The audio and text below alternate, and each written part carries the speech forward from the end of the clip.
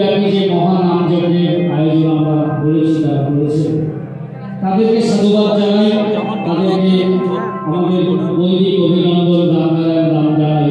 কেননা এতটা সুন্দর একটা মঞ্চ তারা আমাদের সামনে উপহার হিসেবে তুলে দিয়েছেন যে আমরা যাতে আজকে ঠাকুরের মুখে নিঃসৃত বাণীকে অবলম্বন করে আমাদের আজকে এই নাটকটা আমরা আপনাদের সামনে মঞ্চস্থ করতে পারি।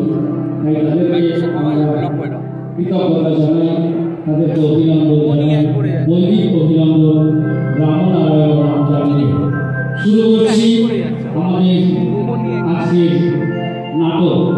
তবে জন্মসিদ্ধ ঠাকুর শ্রী শ্রী বালক ব্রহ্মচারী মহারাজের 106তম আবির্ভাব তিথি উপলক্ষে আজ আমরা উপস্থিত হয়েছি দত্তপুকুর কমিউনিটি হলে। এই পৃথিবীতে ঠাকুর আবির্ভাব হওয়ার আগে স্বর্গে 100 বছর আগে এবং 100 বছর পরে সকল দেব দেবতাদের নিয়ে দুটি মিটিং করেছিলেন। ঠাকুর সেখানে ইউনিভার্স চেয়ারম্যানের ভূমিকায় ছিলেন। সকল দেবতাদের কাছে এই পৃথিবীর কাজের কৈফিয়ত তলব করেছিলেন। ঠাকুর বলেছিলেন, এই পৃথিবীতে তোমাদেরকে পাঠানো হলো, তোমরা কে কি কাজ করলে? এই পৃথিবীতে এখনো অত্যাচার, অবিচার, ব্যভিচার, নারী নির্যাতন চলছে, তার সমাধান কেউ করতে পারবে না। উত্তরে দেবতারা জানান তারা কিছুদিনের জন্য ব্যবস্থা করেছিলেন, কিন্তু বেশি দিন তা স্থায়িত্ব লাভ করতে পারেনি। সেই জন্য ঠাকুরকে সকল দেবতারা মিলে অনুরোধ করেছিলেন, ঠাকুর আপনি নিজে এবার যান। দেবতাদের অনুরোধে ঠাকুর এবারে 8 ঘাট বেঁধে এসেছেন এই পৃথিবীতে। ঠাকুর এই পৃথিবীতে এসে কথা দিয়েছেন, আমি এই পৃথিবীকে স্বর্গে পরিণত করে দিয়ে যাব। গুরুবাক্য সদা সত্য। প্রভুর কথার উপর সকল সন্তানকে নির্ভর করতেই হবে। 1960 সালের 1 জানুয়ারি বিকেল 5টায় শ্যামবাজারের বাড়িতে সত্যকলি সাক্ষাৎ নাটকের কথা তিনি বলে দিয়েছিলেন। ঠাকুর বলেছিলেন, গল্প হলেও সত্যি তোমরা ধরে নিতে পারো। আমরা আপনাদের মনোরঞ্জনের উদ্দেশ্য নিয়ে আসিনি, আমরা এসেছি ঠাকুরের কথাগুলো নাটকের মাধ্যমে আপনাদের সামনে তুলে ধরবার অদম্য চেষ্টা, অদম্য ইচ্ছা। তাই সকলের কাছে অনুরোধ, সত্যকলি সাক্ষাৎ নাটকটি মনোযোগ দিয়ে শুনবেন এবং অনুভব করবেন, দেখবেন। সত্যকলি নাটক কমিটি হুগলি জেলার পক্ষ থেকে সকল প্রান্তীয় মা ভাই বোনদের বৈদিক অভিনন্দন রামনারায়ণ নাম জানাই। আর তার সাথে আপনাদের অনুমতি নিয়ে শুরু করছি আমাদের নাটক সত্যকলি সাক্ষাৎ। তবে একবার সবার কাছে অনুরোধ করব, যে মানুষটা সারা বিশ্বের মানুষকে ভালোবেসেছিলেন, ভাব জমিয়েছিলেন, তিনি কখনো কারোর সাথে করেননি আলী। সেই পরমারাধ্য দেবতা আমাদের সকলের গুরু শ্রী শ্রী ঠাকুর বালক ব্রহ্মচারী। তার জন্য কেউ যাবেন না বাদ, কেউ যাবেন না খালি। গুরুর চরণে আমরা প্রণাম জানানোর আগে একবার এই নাটকের কর্মীবৃন্দের জন্য চাইব একবার জোরে করতালি। সবাই মিলে উচ্ছ্বাসের মধ্যে দিয়ে আসুন আমরা শুরু করছি আমাদের নাটক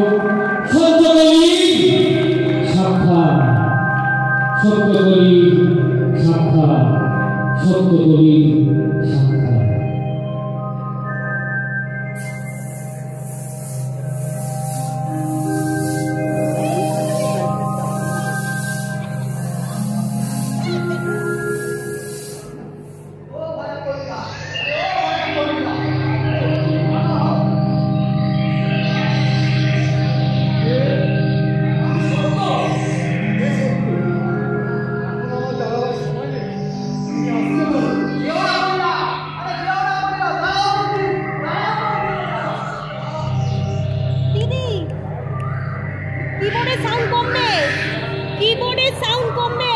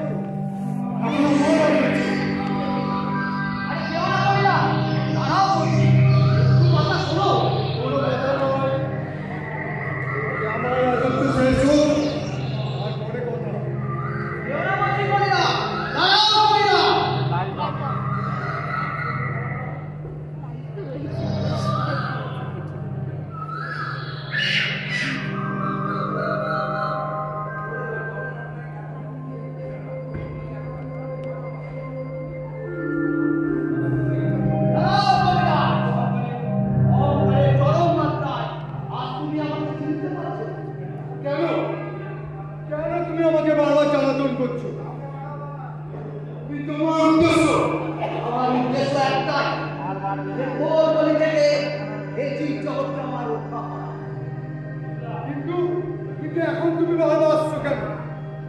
আমি এখনো 200 বছর রাজত্ব করব। আর কতটুকু সময় সে তো ততটুকুই রাজত্ব করবে।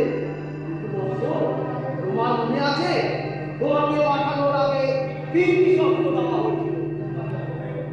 তোমার প্রথম শর্ত ছিল তোমার রাজত্বে যেন বিহরণ না হয়। তোমার দ্বিতীয় শর্ত ছিল তোমার রাজত্বে যেন কেউ অনাহারে না হয়। তোমার তৃতীয় শর্ত ছিল আমি ভক্তপ্রাণ মানুষ তথা জীব জাতির জন্য যখন যেখানে প্রবেশ করবো তুমি সেখানে প্রবেশ করবে না। আমার কোনো কাজে তুমি বাধা দেবে না। এই তিনটি প্রতিশ্রুতি যখনই তুমি ভঙ্গ করবে তখনই সেখানে আমি আসতে বাধ্য হব। আমার তিনটি প্রতিশ্রুতি কোনোটাই তুমি রাখতে পারোনি। তাই তো তোমার অত্যাচারে আমাকে আসতে বাধ্য করেছি। তাহলে কি হবে প্রভু? কিছু করার নেই। শাস্তি তোমাকে পেতেই হবে। চরম শাস্তি। ইতিপূর্বে তোমাকে অনেক সময় সুযোগ দেওয়া হয়েছে। আমাকে রক্ষা করো প্রভু, আমাকে রেহাই দাও প্রভু। কোনো উপায় নেই। প্রকৃতির আইন অলঙ্ঘনীয়। কিন্তু প্রভু সব অন্যায় তো আমি একা করিনি। আমি এক বলেছি আমার চামচারা তার চেয়ে 3 গুণ বেশি বাড়াবাড়ি করেছে। আমার নিষেধ দেওয়া শুনিনি প্রভু, আমার নিষেধ দেওয়া শুনিনি। আমার কিছু করার ছিল না প্রভু, আমার কিছু করার ছিল না প্রভু, আমার কিছু করার ছিল না। ঠিক আছে, ঠিক আছে। ওঠো, ওঠো। তোমার শাস্তি আমি কিছুটা লাঘব করতে পারি। কিন্তু মনে রাখো, তোমার ওই চামচাদের কোনো ক্ষমা নেই, কোনো ক্ষমা নেই, কোনো ক্ষমা নেই।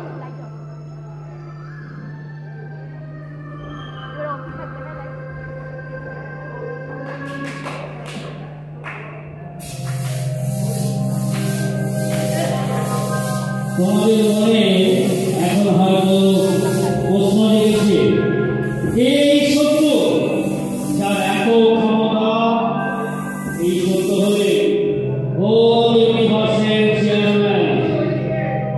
যদিও সত্য এখানে হাত বেঁধে নামার আগে ওখানে দুটো মিটিং হয়েছিল।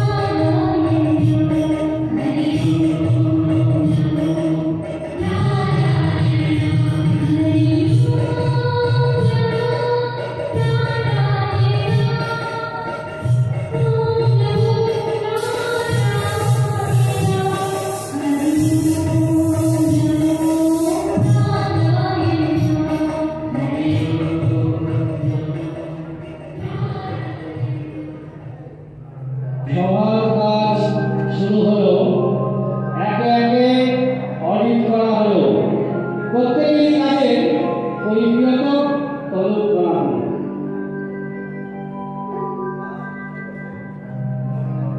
তোমাকে মরতে পাঠানো হলো, তুমি মরতে গিয়ে কি করে এলে? আমি যখন যাই দেখলাম বেশ কিছু দৈত্যদের অত্যাচারে ভক্তদের মানুষ অতিষ্ঠ হয়ে উঠছে। তবু নাম পর্যন্ত তার কোনো অধিকার ছিল না।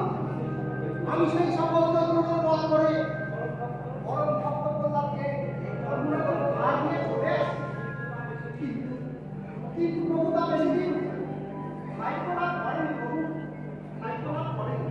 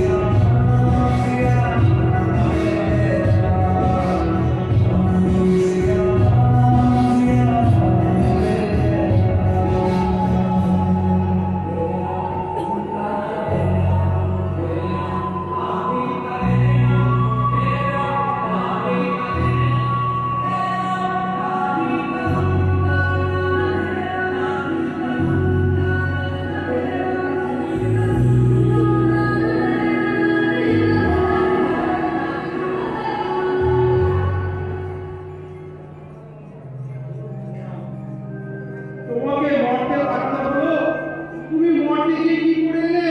আমি শুনতে চাই। প্রভু, আমি যখনই যাই দেখি ওই রাক্ষসকুল সত্যাশয়ী ধর্মপ্রাণ নির্বিশেষে যোগ্য নষ্ট হয়ে যাচ্ছে, আশ্রম ভেঙে প্রতিবাদ করে দিচ্ছে। এমনকি আমাকে শিশুকাল থেকে প্রাণে মারার চেষ্টা করেছিল। ওই সতী সাধ্বী নারীর উপর অত্যাচার, অনাচার, ব্যভিচার চালাচ্ছিল। আমি কোনো মতে ওই সকল রাক্ষসকুলকে নিধন করে রামরাজ্য স্থাপন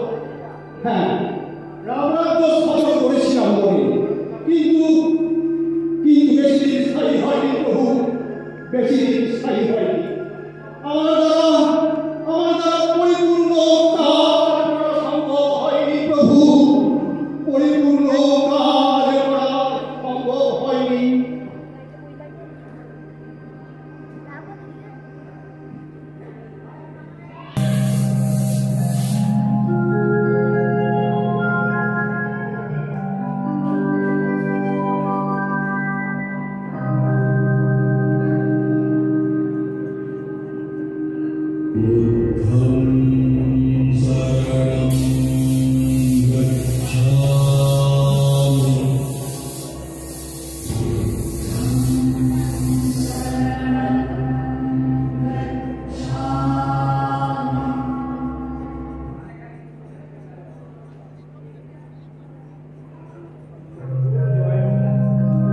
তোমাকে মরতে পাঠানো হলো, তুমি মরতে গিয়ে কি করে এলে?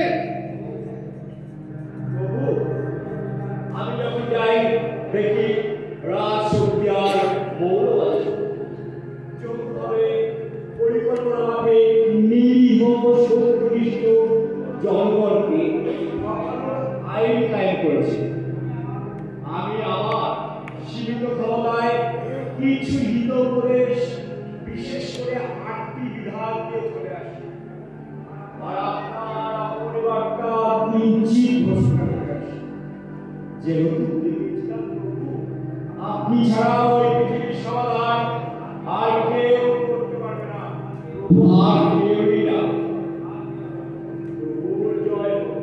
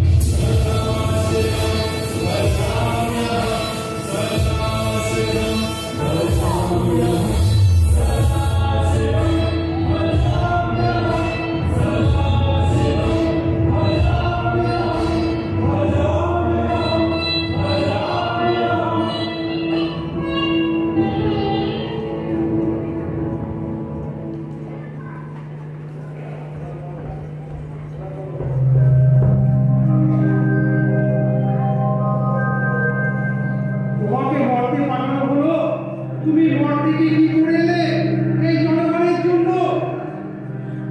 প্রভু, আমি যখন যাই দেখি মানুষ কেউ কাউকে মানতে চাইছে না, মানতে পারছে না। মানুষ মিথ্যাকে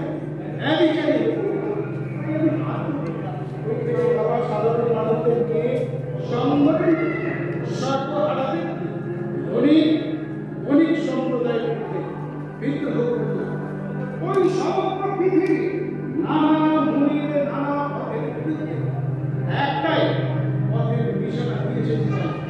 প্রভু তাকে বলেন তিনি গৃহমান, তবে কি কাশীর কৈলাসে নিজ হাতে কিছু কিছু বাণী আগামী দিনের জন্য লিপিবদ্ধ করেছেন। আর ওই লম্বা হাত কাশী থাকে বিশুদ্ধিতে তোমার আত্মনি বার্তা ঘোষণা করেছি প্রভু, ঘোষণা করে এসেছি।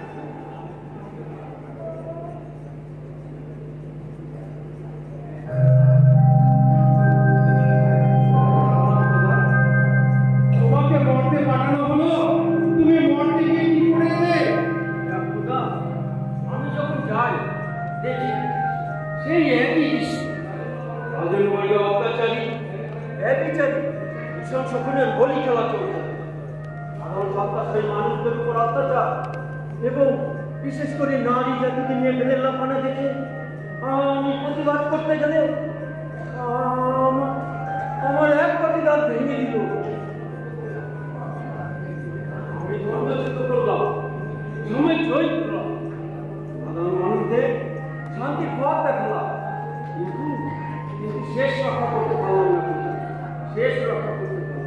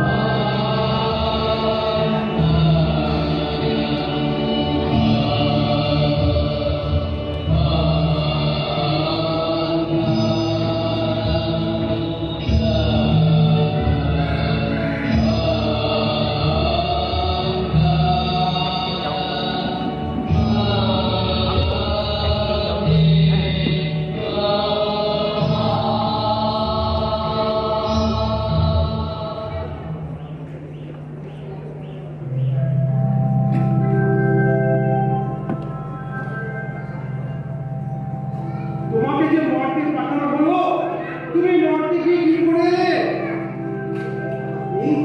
আমি আর কি করবো দাদা? আমি আর কি করবো? কেন তোমার টিফিন করা ছিল না? ওই দেখো, শুনলে তো আগেই বকতেছে। যারা এলো সবাই তো কত বড় বড় পদ নিয়ে বসেছিল। আমি তো সেখানে চুনপুটিকা, আমি তো সেখানে কিন্তু দেখলাম নারীর সম্মান, নারীর মর্যাদা কেউ দিচ্ছে না, জানো? কেউ না। তো তাই তো মাতৃপূজার আয়োজন করি, মাতৃভাবকে জাগৃত করার জন্য। কিন্তু জানো, তার মূল্য না ওই একজন ছাড়া কেউ দেয়নি, তা কেউ দেয়নি, কেউ দেয়নি।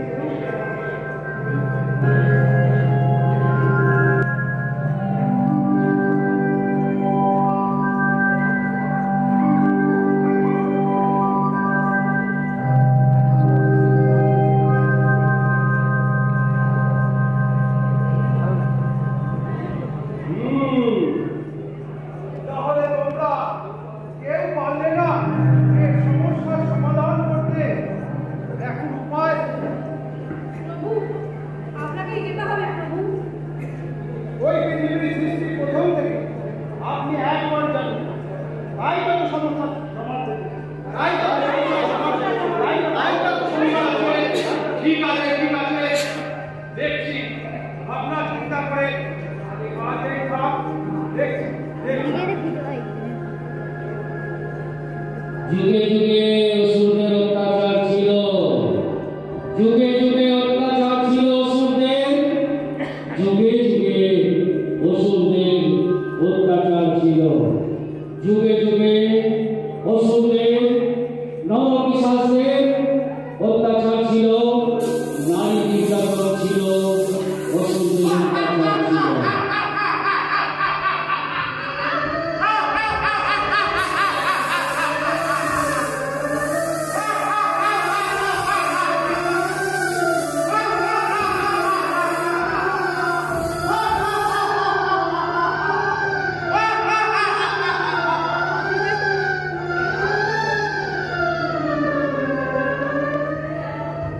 কিন্তু এই যুগে অত্যাচার একেবারে সীমা ছাড়া, তাই অসুর দমন করতে ঠাকুর এসেছেন, ঠাকুর এসেছেন, ঠাকুর এসেছেন।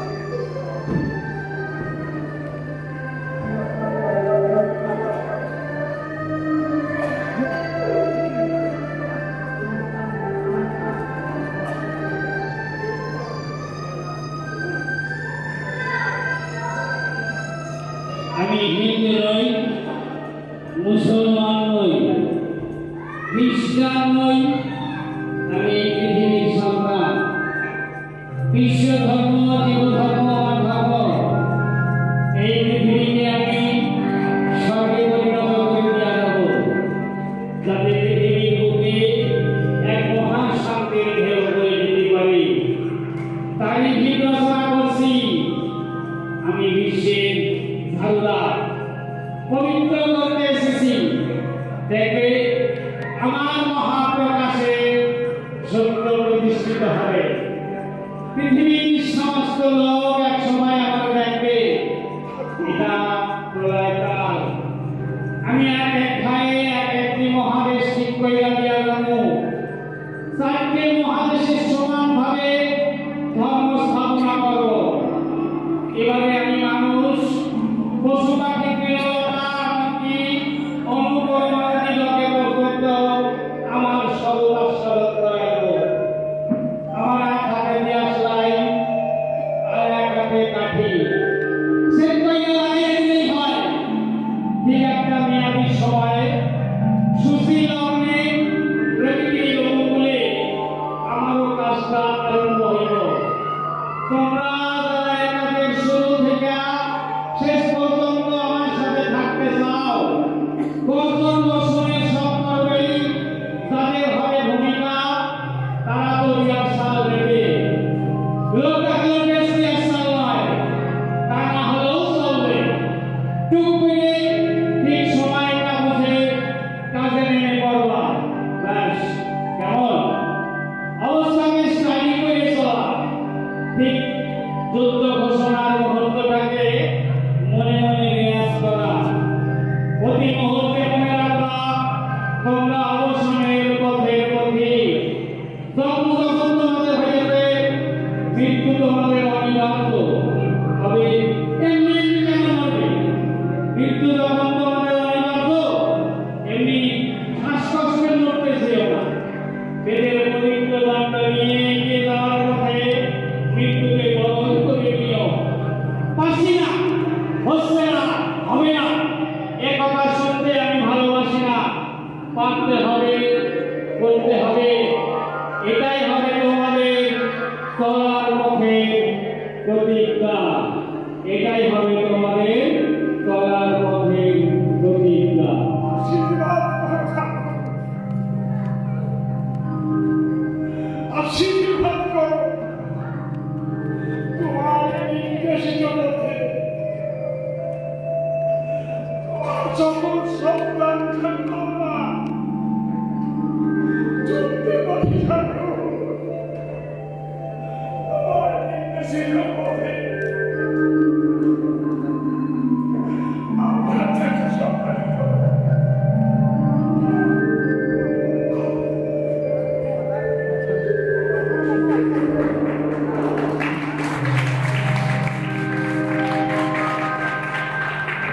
এরপর দ্বিতীয় মিটিং শুরু হবে।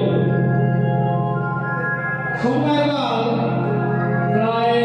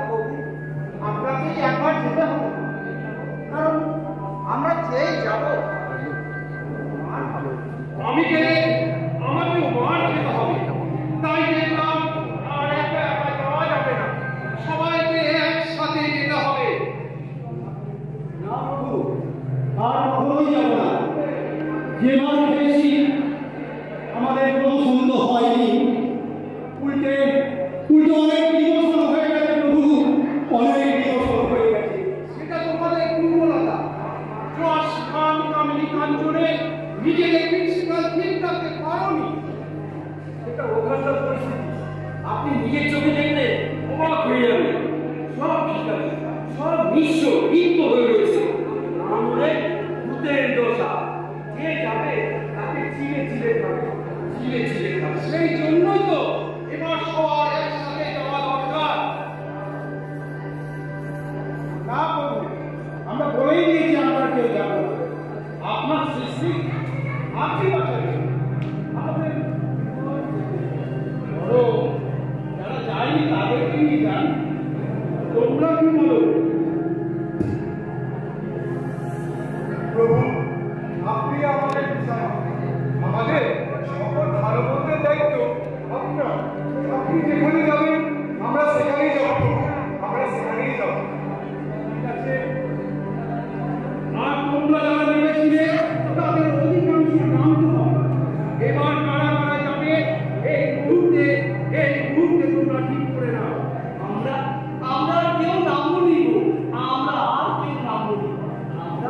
আমরা বলো এখান থেকে সহযোগিতা করবো আর কানেকশন বাড়বো। ঠিক আছে, যাই হবে। তাহলে এই মুহূর্তে তোমরা নেমে পড়ো, এই মুহূর্তে তোমরা নেমে পড়ো। হ্যাঁ, এই মুহূর্তে যে অবস্থায় এসেছো সেই অবস্থায় তোমাদের যেতে হবে। আমি কোনো কথা শুনতে চাই না, এটা তোমাদের একনামীয় পরীক্ষা। আর যে অবস্থায় তোমাদের দ্বন্দ্ব হচ্ছে ঠিক সেই অবস্থায় আবার তোমাদের ফিরে আসতে হবে। প্রসঙ্গক্রমে বলে রাখি, সেই মুহূর্তে এখানে যারা নামলো তারা সেখানে আজও ঘরের ফটকে ফুলমালা ধূপধুনা চড়াচ্ছে আর চোখের জল ফেলছে। কবে ঘরের জল ফিরে আসবে, কবে ঘরের জল ফিরে আসবে? কিন্তু প্রভু, কোনো কিন্তু নয়, কোনো কিছু না রেখে এইসব কাজ হয় না। আজ যে অবস্থায় তোমরা এসেছো নেমে পড়ো। সাথে সাথে আমার কয়েকটি বিশেষ নির্দেশ পালন করতে হবে। কি বলবো? প্রথমত, সর্বদা আমার সাথে যোগাযোগে তোমাদের থাকতে হবে। বিচ্ছিন্ন হয়ে কাম রসের গাড্ডায় পড়লে বিভিন্ন চেহারা দেখাতে গেলে পতন, এমনকি পূর্ব অবস্থায় ফিরে আসা যাবে না। সীমাহীন অপরাধের জন্য একেবারে নির্জনকে নেমে যেতে হবে। লোভ, মোহ, কাম রসের গাড্ডায় পড়লে বিচারের দায়িত্ব আমি প্রকৃতির হাতে ছেড়ে দেবো। তার জন্য আমাকে দায়ী করা চলবে না। দ্বিতীয়ত, আর যারা আমার নির্দেশিত পথে ঠিকঠাক চলতে পারলে বিশেষ প্রমোশন হবে। যে যেমন ক্ষমতা অর্জন করবে তার তেমন উন্নত স্টেট, উন্নত পৃথিবীর দায়িত্ব দেওয়া হবে। কিংবা ক্ষমাযোগ্য অপরাধের জন্য একেবারে নেমে যেতে হবে। তৃতীয়ত, আর যারা কোনো রকমের দায়িত্ব পালন করবে বা ত্রুটি বিচ্যুতি করবে তাদেরকে এখান থেকে একটু উন্নত স্টেজ বা প্রমোশন দেওয়া হবে। কিংবা সমাজগত অপরাধের কারণে পুনরায় আর একবার জন্ম নিয়ে ঘাট পূরণ করে নিতে হবে। কোনো কিন্তু নয়, কোনো কিছু না রেখে সব কাজ হয় না। আর এই অবস্থা তোমাদের একটু নেমে পড়ো, নেমে পড়ো। সাথে সাথে আমার কয়েকটি নির্দেশ মেনে চলো।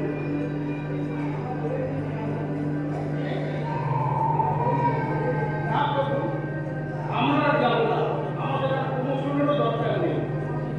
আপনার সৃষ্টি তোমার সৃষ্টি তুমি পাঠাও। আমরা এখান থেকে কানেকশন রাখবো, কোনো মতেই না।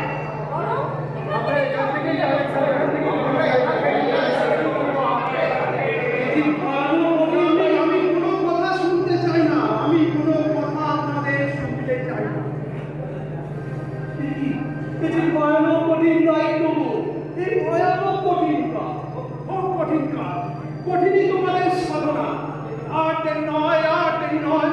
এই মুহূর্তে তোমরা নেমে পড়ো, এই মুহূর্তে তোমরা নেমে পড়ো, এই মুহূর্তে তোমরা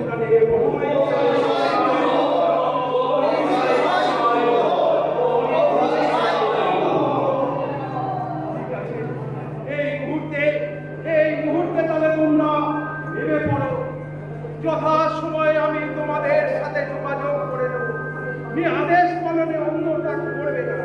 মরিয়া হয়ে কাজ করতে হবে, প্রচুর বাধা পাবে, শতবন্ধন নিন্দাস্তুতি জ্বালা যন্ত্রণার পথ হারাবে না। যার যার কাজ শেষ হয়ে গেলে আমি সবাইকে এক জায়গায় আটক করে রাখবো। আমি ফিরে আসার পর আবার অডিট হবে এবং ওখানকার কাজে আলোচনা করব। আমি তোমাদের সঙ্গে ছিলাম, আমি আছি, আমি থাকবো। আমি তোমাদের সঙ্গে ছিলাম, আমি আছি, আমি থাকবো। আমি তোমাদের সঙ্গে ছিলাম।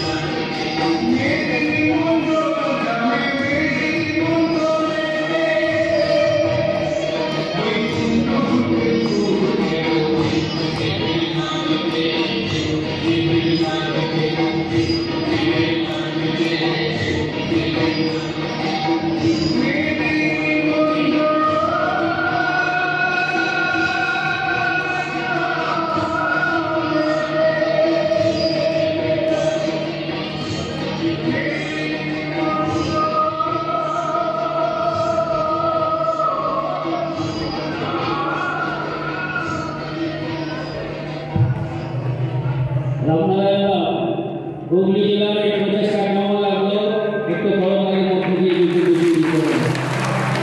ঠিক আছে, আমরা চেষ্টা করেছি আমাদের মনোরঞ্জনের কোনো উদ্দেশ্য নেই, এটা বেদ প্রচারক সংক্রান্ত হিসেবে কর্মীবৃন্দ হিসেবে কর্মী ভাই বোনেরা অদম্য ইচ্ছা নিয়ে প্রচেষ্টা নিয়ে তারা দীর্ঘদিন যাবত প্র্যাকটিস করে আসছে এই অনুষ্ঠানটা করে। এবার আমি এদের সম্বন্ধে 2 মিনিট সময় আপনাদের কাছ থেকে চেয়ে নেব। এত সুন্দর অভিনয় করে আপনাদের যারা মন করলো জয়, আসুন আমি এক এক করে করিয়ে দেব তাদের ছোট্ট পরিচয় যখন দেবে তাদের জন্য কেউ যাবেন না বাদ, কেউ যাবেন না খালি, অভিনয় ভালো লাগবে বাজারের একবার জোরে করতে। আসুন আমি বাড়ি থেকে আমাদের যে সেজেছে অবশ্যই তার নামটা একটু সে নিজেই বলবে, কি সেজেছে অবশ্যই বুঝতে পারছেন, নামটা শুধু বলবে। পরিচয় রামনারায়ণ রাও। আমি বন্ধুদের শুনেছি, আমার বাড়ি ত্রিবেণী। সবার আছে রামনারায়ণ রাও। আমি সঞ্জিত অধিকারী। আমি হযরত মোহাম্মদের অভিনয় করেছি। আমি আর কেন বলবো, ওই যে সুন্দর অভিনয় করেছিল, আর এখন রামকৃষ্ণ অভিনয় করলাম। আমি শ্রীমান মন্দির রামনারায়ণ। আমি শ্রীরামচন্দ্রের ভূমিকায় অভিনয় করে আপনাদের দেখালাম।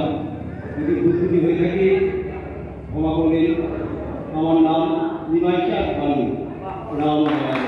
আমরা কোনো দলাদলি বুঝি না, রাজনীতি বুঝি না, আমরা বুঝি না কোনো গান, বুঝি না কোনো বাম।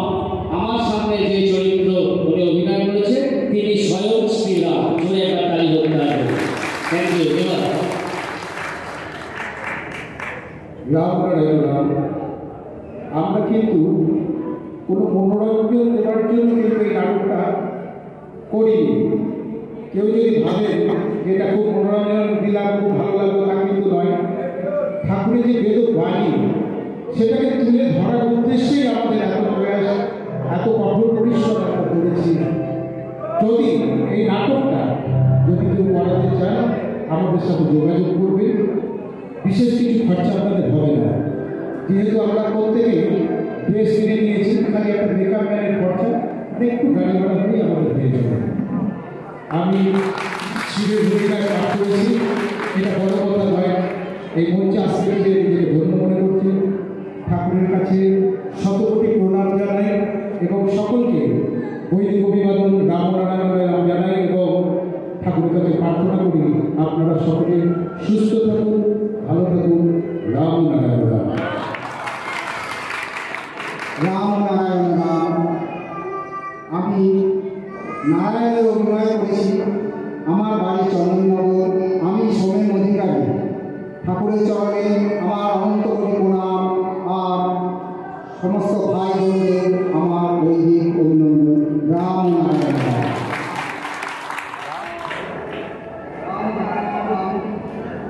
রামনারায়ণ রাম। আমি শ্রী শ্রী ঠাকুর বালগোবিন্দাচার্যের ভূমিকায় অভিনয় করেছি। আমার নাম শ্রী বিকাশ চন্দ্র। সারা বিশ্বে মানব বন্ধনে যে মহান মানব সকলের সঙ্গে ভাব জমিয়েছেন, করেন না কখনো আলী, তিনি আমাদের আরাধ্য দেবতা। আমার মঞ্চে শ্রী বালক প্রভুষণ।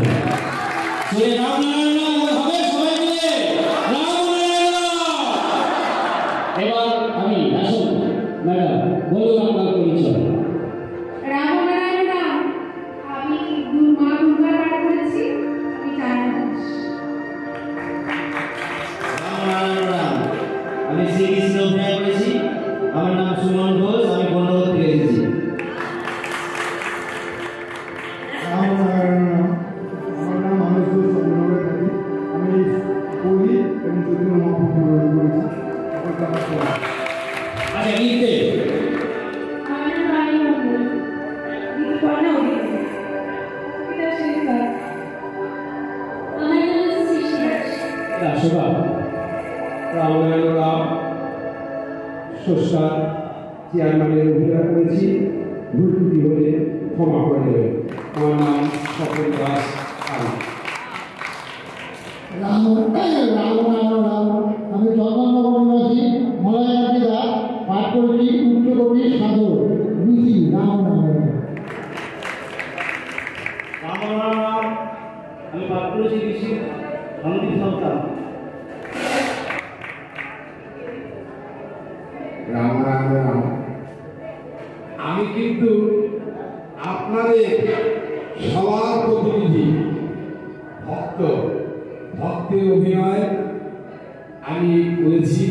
হয়তো আপনাদের মতো করে পারিনি। আপনারা যেভাবে ঠাকুরকে অন্তর দিয়ে ভালোবাসেন, সেই ভালোবাসা আমাকে আমি সেভাবে অভিনয় করতে পারিনি, আপনাদের মতো করে পারিনি। আপনারা তো আছি না, আমি সামান্য তোলার চেষ্টা করেছি। আমার নাম শ্রীশঙ্কর দাস, আমার বাড়ি মগরা, দেউরি মগরা। পূজা হালদার দমদম থেকে এসেছি। অপর্ণা দে দমদম থেকে এসেছি। রামনারায়ণ রাম। রামনারায়ণ রাম।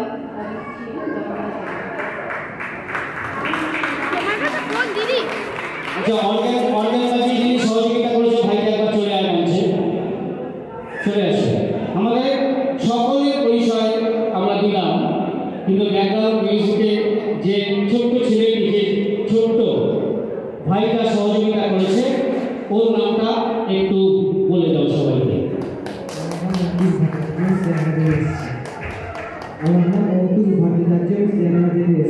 অঙ্কুশ, ওর আমি কাকার মতো, ও আমার ভাইপো।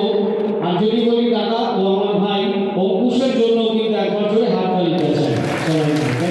আর আমি সর্বশেষে আমার পরিচয়টা দিয়ে আমি একটু ব্যাকগ্রাউন্ডে ছিলাম, একটু বলার ভূমিকায় ছিলাম। যদি